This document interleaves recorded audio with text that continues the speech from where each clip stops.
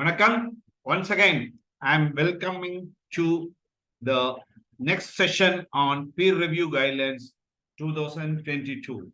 This is going to be the next year, that is from with effect from 1/10/2022. It has come into force, and all the chartered accountants they have to undergo this peer review process. So I'm going to take up the next session on peer review guidelines 2022. So this is I'll go class by class. So what is the main objectives of peer review?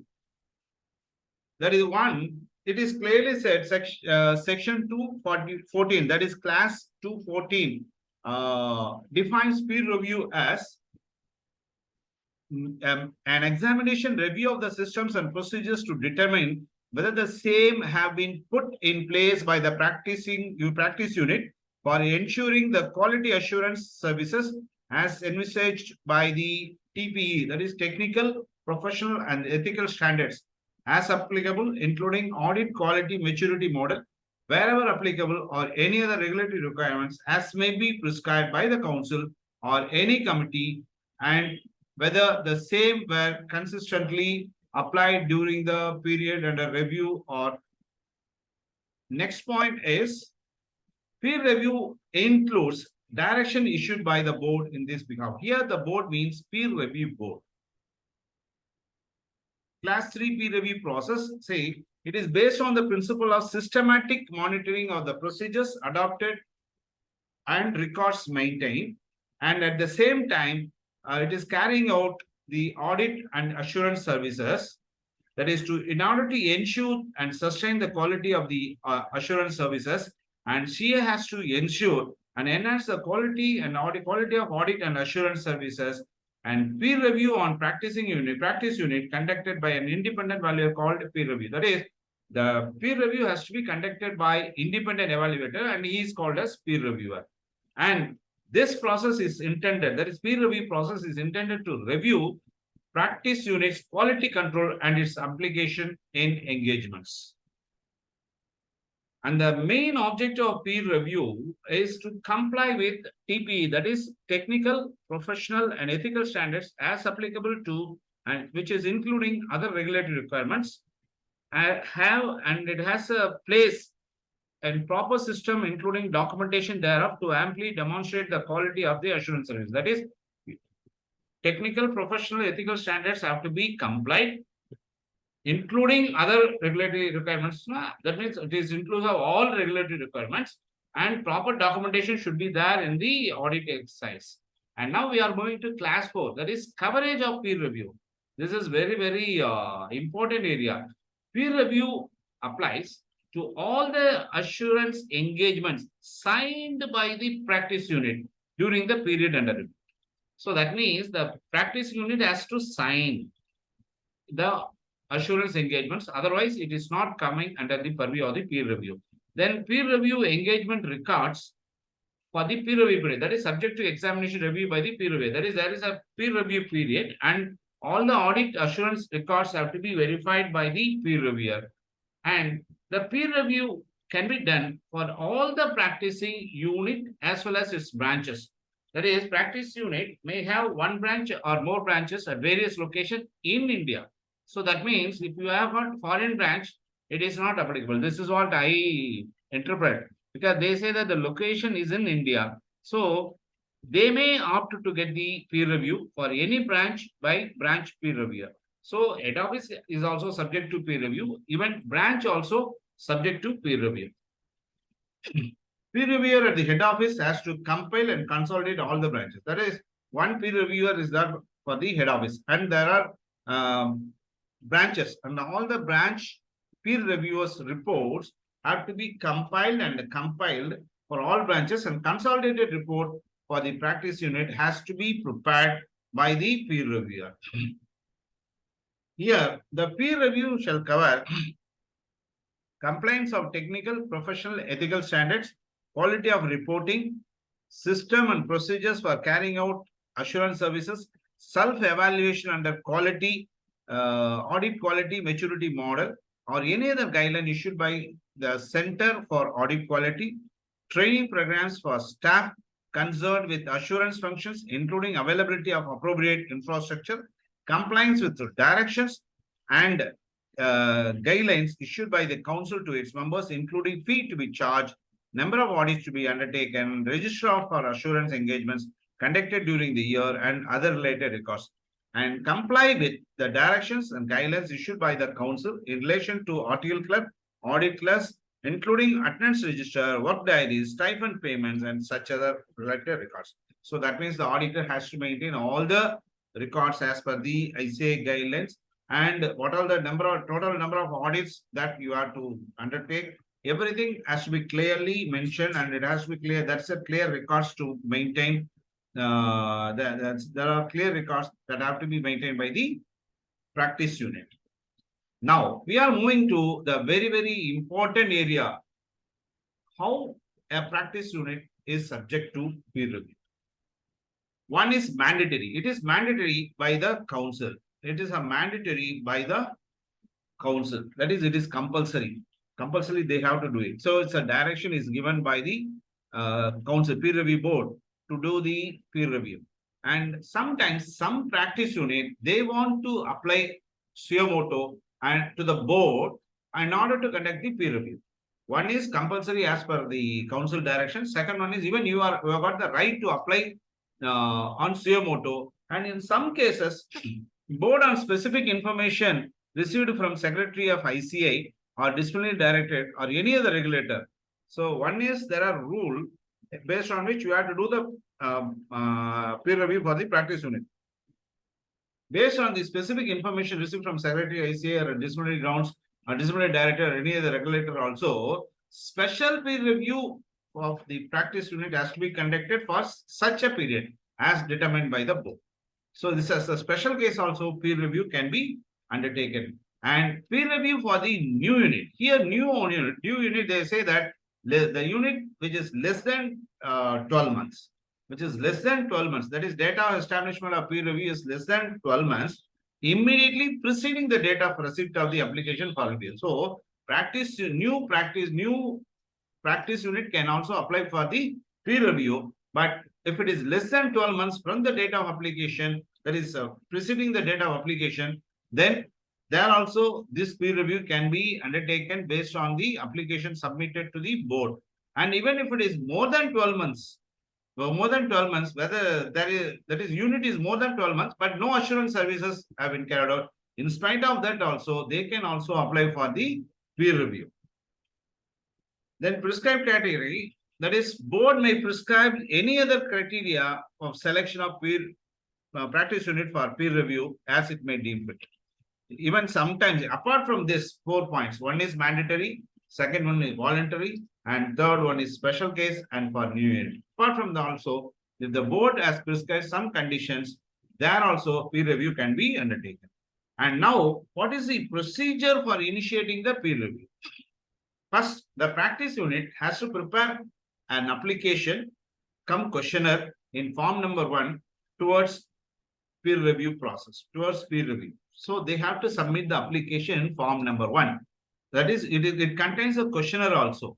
So if peer review is initiated by the board, one is voluntary. First one is voluntary. Second one is if it is initiated by the board, same procedure. Again, form number 1 has to be submitted, and that is an application questionnaire in form number 1 has to be submitted by the practice unit on the request or the direction of the peer review board secretary.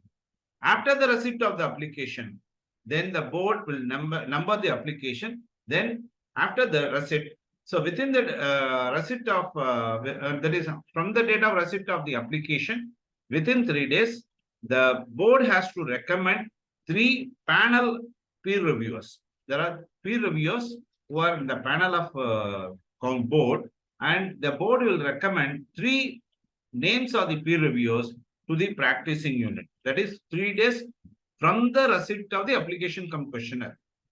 Then on receipt of this, peer review has to select out of 3, 1 peer reviewer, and that too with 1 working day of the receipt of the names. Previously, there was no time. Now they have said that within 3 days from the receipt of the application, board has to send the panel of the peer reviewer to the practice unit, the practice unit on receipt of the three names, it has to select one peer reviewer within one working day. If it is holiday, leave it. So if it is in one working day, they have to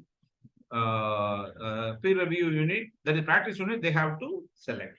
Then board appoint peer reviewer selected by practice unit in accordance with this guidance. So the board has to recommend three names, and out of three, one has to be selected by the practice unit, and that has to then the peer reviewer who has been selected by the practice unit, the board appoints him to do the peer review for that practice unit.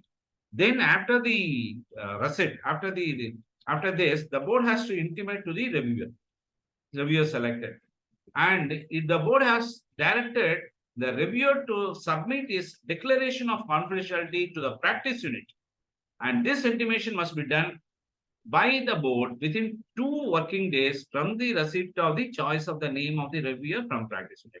So application by practice unit to the board from the receipt of the receipt within 3 days.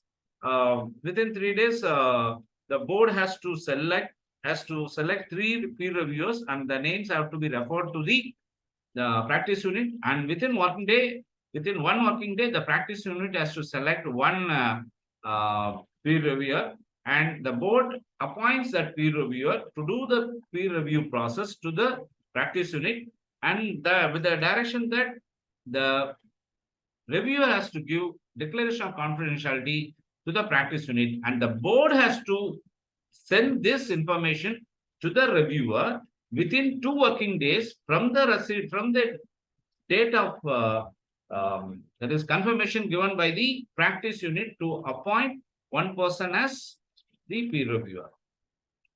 Then practice unit has to submit the application and questionnaire copy to the reviewer within 2 working days of the appointment of the reviewer. Again, the copy of the application questionnaire, the practice unit has already sent to the board.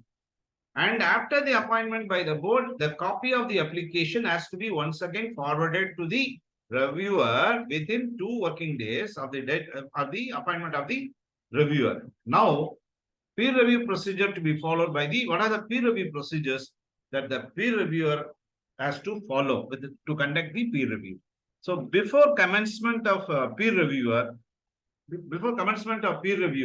the reviewer has to submit the declaration of confidentiality to the practice unit in form 2 and get it acknowledged. It is a must one.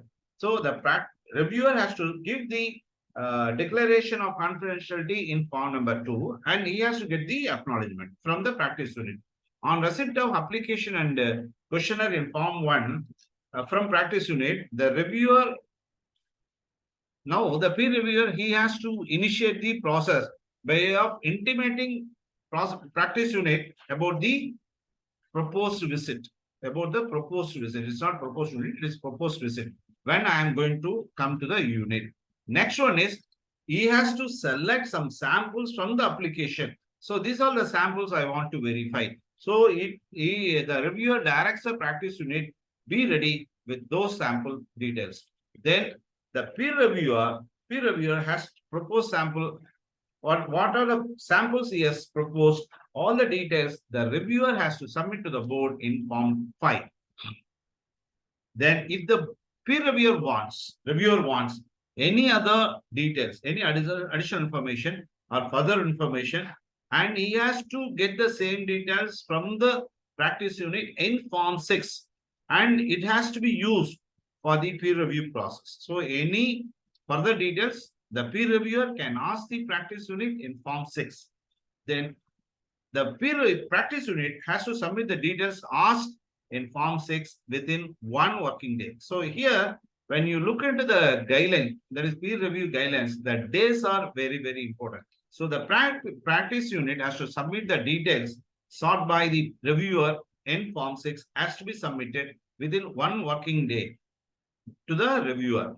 Then on receipt of information, see, he has asked all the things, and that is reviewer has received all the details from the practice unit, and then on receipt within 2 working days, the reviewer has to select the service engagement that he would like to review and intimate the same to and practice unit and peer review board in Form 5. So which area he has to select, which area you want, he has given some samples. And after that, which area he has to select the assurance service engagement. This information he has to submit to practice unit as well as to the peer review board in Form number 5 and number of assurance service engagement to be reviewed upon. So this service engagement, assurance service engagement can be reviewed based on the standard of quality controls generally prevailing. This is a clear indication that the reviewer has to see the standard of quality controls that is there in the practice unit, the size and nature of assurance service engagements undertaken by the practice unit, the methodology generally adopted by the practice unit in providing assurance services, the number of partners, members involved in assurance services engagement in practice unit, the number of locations, branch offices of the practice unit, the fees charged, received, and GST paid by the practice unit. So all this is the base to choose the sample. So all this have to be followed. This is a clear direction given in the peer review guidelines. So based on this 6 points, the number of assurance services have to be reviewed. What is the procedure to be followed? Next one is the reviewer plan to have on-site review in consultation with the practice unit in the initial meeting. In the initial meeting, on-site means he will go to the spot and review the system and everything, and this will be possible, or this is the reviewer can have in the initial meeting. Then reviewer to give at least 2 working days to the practice unit to keep all the necessary records of the selected assurances through Form number 5. So I want all these details. He has to give all the details in Form 5. So the reviewer, at least he has to give minimum 2 working days. He has to give at least 2 working days. So he cannot force the practice unit to give the same thing next day or within 1 hour, 2 hours. So he has to give minimum at least 2 working days. Then reviewer can enlarge initial sample size of assurance service engagements. This means the reviewer, if he wants, say, yes, he has taken some samples. If he want, he can enlarge the sample size. So instead of 5 units, I want to verify some 8 units because the work involved, because of the nature of professional services involved. If based on that, based on the assurance service engagement, the work done by the practice unit, the reviewer can enlarge the initial sample size. Then peer reviewer visit to practice unit or in branches or any other location. Here, the peer reviewer has to clearly mention that the data visit to the practice unit and its branches or any other location as per the choice of the reviewer. He has to inform the practice unit. And on-site review should not exceed 6 working days based on the practice unit size. So it should not exceed, that is within 6 days. Within 6 days, the on-site review has to be completed. So he should not go for 1 month or 2 months. So on-site review should not exceed 6 working days. But this on-site work can be reviewed even within a day or 2. But the maximum on-site review is 6 working days based on the practice unit size. Then the reviewer is required to carry out the compliance review of the following general controls to evaluate the degree of reliance to have the effective review. So what are the compliance review? Independence, maintenance of professional skill and standards, outside consultation. If it is required, he can do the outside consultation. So staff recruitment, supervision, and development. And regarding outside consultation, is the practice unit has got any outside consultation also? What is the office administration? Everything has to be considered by the reviewer in order to carry out the compliance review. Next one is the reviewer he has to adopt compliance approach and substantial approach in the review process. So what are the compliance approach and substantial approach we will discuss, but the reviewer, before taking any decision to review the peer review process, he has to adopt the combination of compliance approach and substantial approach in the process. What are the compliance approach? That is, there should be a proper control established at practice unit, and it has, in order to ensure the assurance services to be performed in accordance with the TPE, that is technical, professional, and ethical standards. So, with reference to assurance services records for administration, review and evaluation of the system of internal controls, substantial test, financial statement presentation and disclosures, assurance service conclusions, assurance service reporting. All this have to be the part of compliance approach, because he has to comply, do the review based on the combination of compliance approach. Next point is substantial approach. It is based on the working papers, review of assurance working papers to establish the compliance, whether technical, professional, ethical standards are there in the unit or not. That is coming under the category substantial approach. Now, we are going to the next area, that is uh, peer review procedure for new unit. So far, we have seen about the existing unit. Now, we are going to see the new unit. Now, few new units, they want themselves to be coming under the category of peer review, though they are doing some assurance job or not, they want that form to be peer reviewed. So, in order to conduct the based on antecedents, the partners and policy matters announced by the practice unit to conduct the utters function, and the peer reviewer has to do the peer review based on the application and question application details submitted in form number 1 by the practice unit. On-site visit to practice unit, it is restricted to be only 1 day. So for the existing unit, it is 6 days. For the on-site to the new unit, it is restricted to only 1 day. And reviewer has to submit to the board the report of the peer review in the prescribed format. Then, now reporting by the peer reviewer. Yes, now peer reviewer has to submit his report to the board in Form 9, provided the peer practice unit has got all the thing. That is, he wanted to give the clean report. So it has got adequate system for technical, professional, and ethical standards. Suppose now, next one is the copy of the report has to be submitted to the practice unit. So, form number 9, submit to the board. Submit to the board, provided the peer reviewer has satisfied in all respects. Then peer reviewer has to forward the copy of the report to practice unit.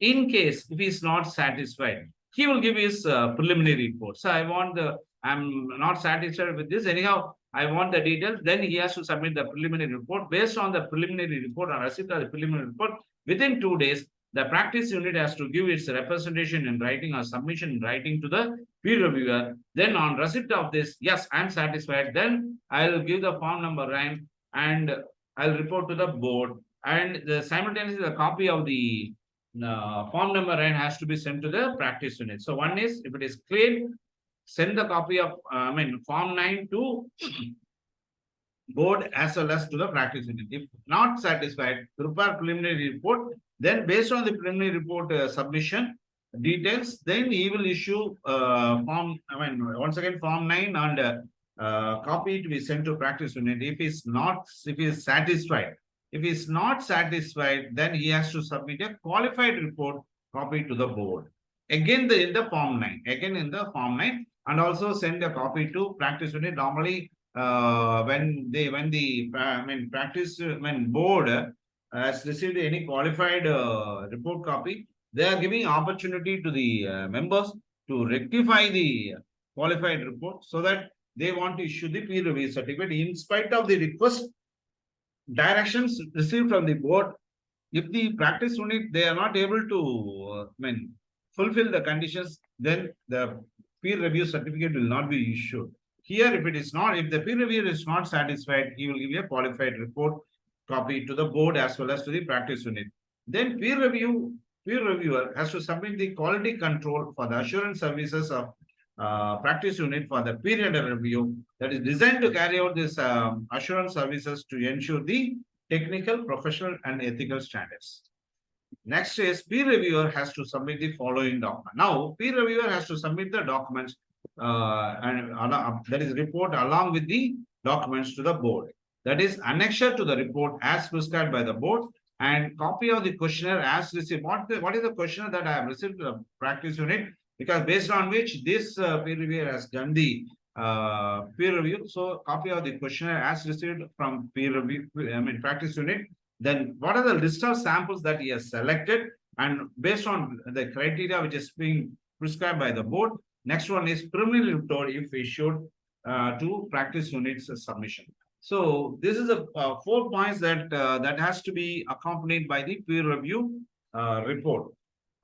Then practice unit and peer reviewer has to ensure that all the documents submitted to board are duly dated, duly signed, and complete in all aspects. That is, practice unit and peer reviewer has to sit together. I mean, have to sit together and see that all the documents have been submitted. After it is duly dated, signed, and complete, then all the documents have to be submitted to the board. Then, other than the new unit, what is the time fixed? That is, reviewer and practice unit have to mutually cooperate so that the entire review process is completed within 20 working days from the date of application submitted by the practice unit, or from the date notifying the practice unit about selection for review, as the case means. That means on application submitted within 20 days, the peer review process has to be completed. This is other than the new unit. In case of new unit, this 20 days is being reduced to 7 working days. Then all the communications by the practice unit and peer reviewer with the board should be made at the email address prescribed by the board from time to time. That means the board will send. So any correspondence you have to mail only to this email address and not to any email address. So that information, based on that message or the communication by practice unit and peer reviewer should be addressed only to that email address. Then joint intimation of extension. So sorry, sir, I mean, we are not able to complete the process on time. So we want to extend the time. So that is, there is a delay in peer review process beyond the time frame prescribed. That is 20 days for the existing unit, and a new unit it is 7 days. So before last date of submission of Form 9, that is 20 days or 7 days. That is the due date for submission of Form 9. So delay is there, then they have to make a application to the board. Sir, we want the extension of time to submit the report, and the practice unit and reviewer, including the branch reviewer, has to have to intimate the board in Form 7 seeking the extension of time. Then peer reviewer and reviewer have to submit the reason why there is a delay. What are the reasons? So that delay, they have to submit the extension request application to the board in Form 7, and based on the receipt of the Form 7, the board has the power to condone the delay or extend the delay. So suppose if there is any delay, and the board can condone the delay, but provided they should already remitted the they already submitted a Form 7. Now, regarding the very important area, class 12, that is fees for the peer reviewer. So practice unit has to pay the fees, and these fees have to be paid to the peer reviewer. And before fixing the fees, it has to be mutually agreed upon by the both parties. And minimum fees is also notified by the board, shall also be notified by the board, and basis of what is the basis based on which the fees have been charged, that also notified by the board. And the peer practice unit has to pay the fees within 7 working days to the reviewer of the receipt from the date of receipt of the invoice.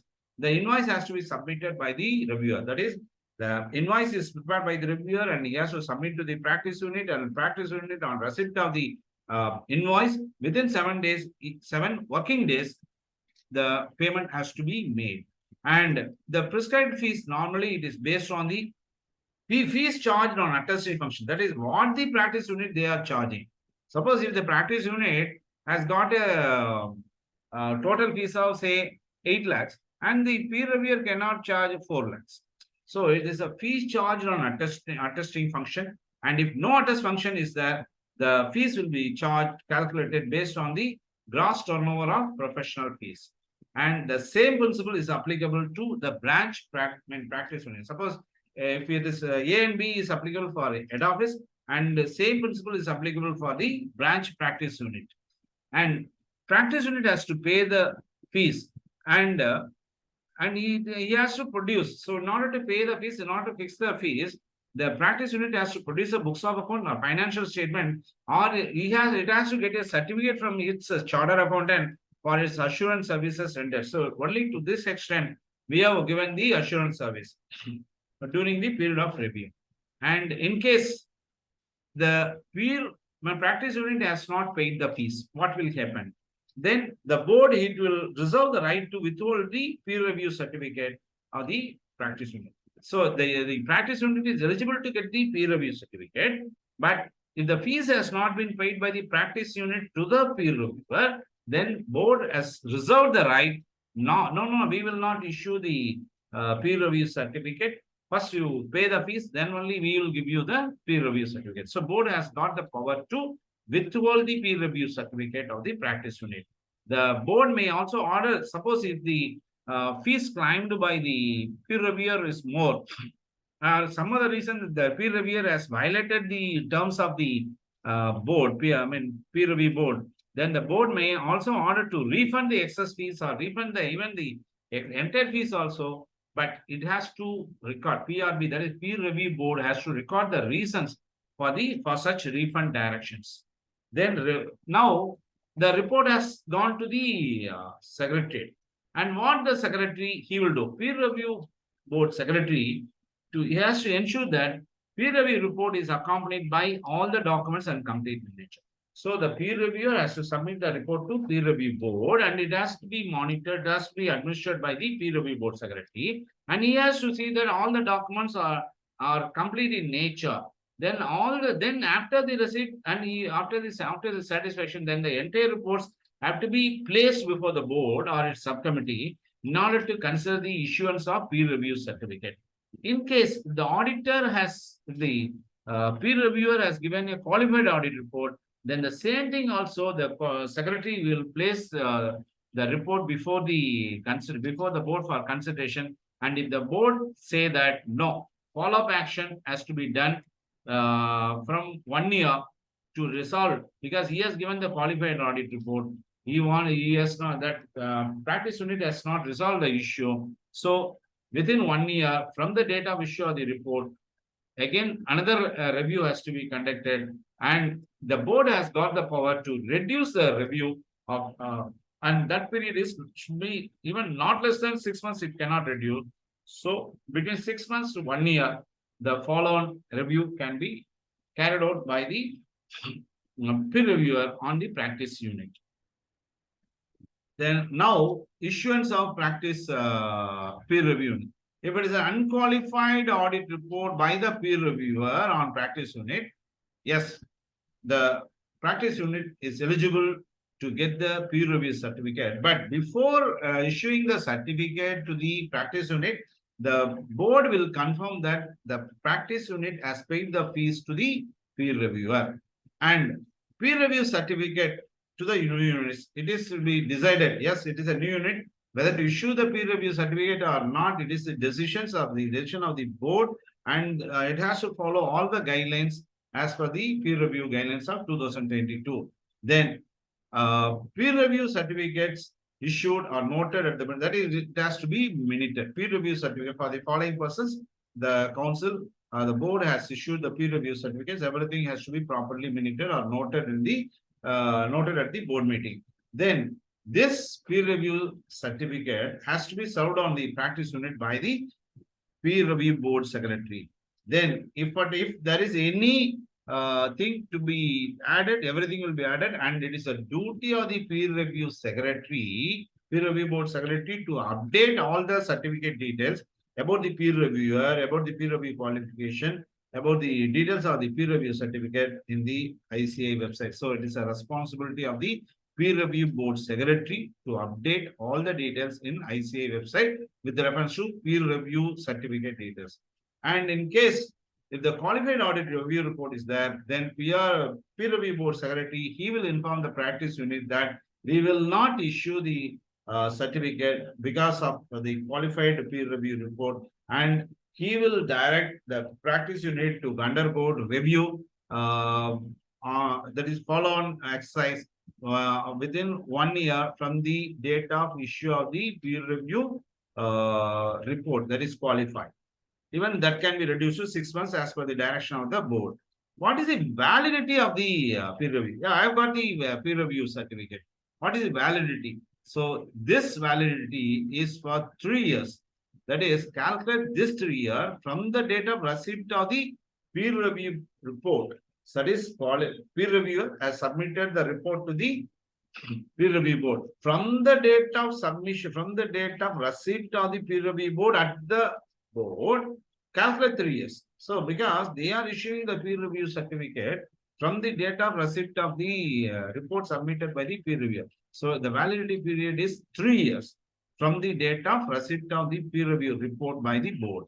Then earlier, in case there is an earlier peer review, once again your firm is subject to peer review. Yes, it is also allowed. But the starting of the new peer review certificate is from the end of the earlier peer review.